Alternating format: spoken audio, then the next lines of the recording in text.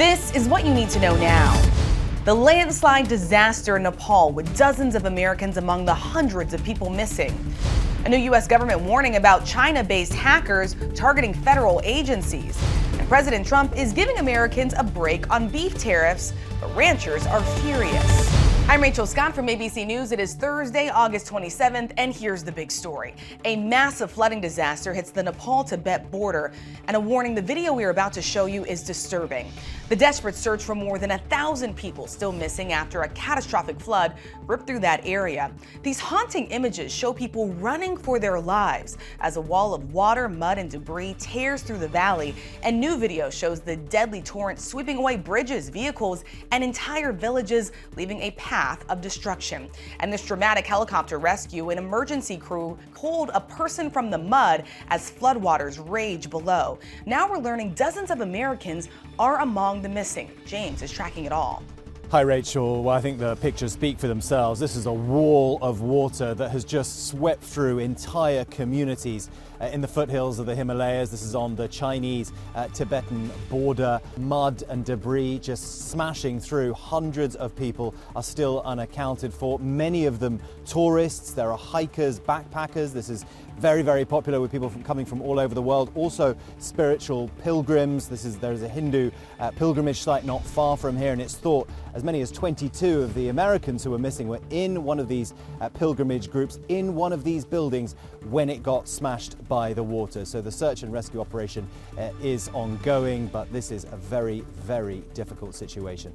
We are learning more about the U.S. government officials warning about the China-backed cyber operation allegedly targeting some of America's most sensitive government systems. The FBI says a hacking group linked to the Chinese military targeted hundreds of organizations back in 2024, including the U.S. military, NASA, the Federal Reserve, HHS, NIH, and 3 laboratories at the Department of Energy. Officials say they have disrupted the operation, but they do warn that the threat is far from over. Pierre Thomas explains. The group, which includes former members of the Chinese military, secretly takes over computers worldwide and uses them to steal passwords.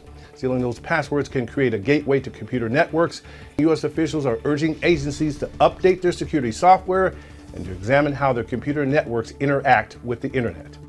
Back here in Washington, President Trump is moving forward with a plan to bring in more foreign beef, despite a backlash from Republican lawmakers and ranchers. The president signed a proclamation giving a 90-day break on higher tariffs for some imported ground beef. The plan allows more foreign beef to enter the U.S. at lower rates in an effort to bring down these record high grocery prices we know so many of you are seeing at home. But the administration is facing questions over where that beef will come from, and ranchers warn the move could hurt American producers. A federal judge has cleared the way for the Trump administration to move forward with the president's restrictive mail-in-ballot measure for the midterm elections. But the legal fight is far from over. The executive order would create a national registry of verified eligible voters and bar the U.S. Postal Service from delivering mail-in ballots to those who are not on that list. More legal challenges are expected. Jury deliberations have begun in the murder trial of Lindsay Clancy. It comes after 5 weeks of testimony in the murder trial over the deaths of her 3 children. Clancy admitted to killing her 3 children, but pleaded not guilty by reason of lack of criminal responsibility. The prosecution's final witness, an FBI forensic psychiatrist, challenged Clancy's claim that a voice ordered her to kill those children. He testified that Clancy's actions showed planning and control based on 2 days of interviews with her years after the killings. The defense argues she was in the grip of postpartum psychosis and could not understand right from wrong. The jury would have to accept that at the time in which Lindsay Clancy killed her 3 children, not necessarily before, not necessarily after, but at the time when she did it, she did not understand nor have the ability to understand right from wrong or conform her actions to being right.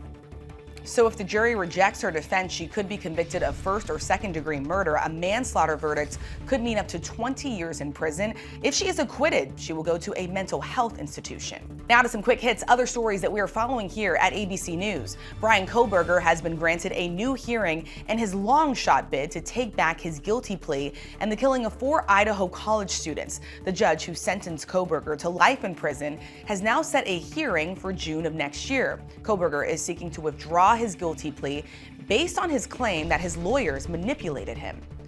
Okay, and take a look at this. A scare on the runway at LAX after tires on a DHL cargo plane appeared to catch fire as it landed. The plane flying in from Phoenix touched down with one or possibly two tires on fire. Video shows two rear tires severely damaged. No injuries were reported and the cause is now under investigation. And at Chicago's O'Hare Airport, an American Airlines flight bound for Charlotte was delayed after blowing two tires while preparing for takeoff yesterday. The airline said the flight had pushed back from the gate when the problem was discovered. While there were no reported injuries, it marks the fourth blown tire incident at O'Hare just this month alone. And finally, before you go, the world's largest video game fair is underway in Germany. Gamescom features 16,000 exhibitors from more than 70 countries. Gamers can try out the latest titles from Nintendo, Xbox, and many other companies. The global gaming market is valued at $214 billion. That's up 6% in the last year. And that's what you need to know. For breaking news and live updates throughout the day, check out ABC News, streaming on Disney+. New episodes daily on Disney+.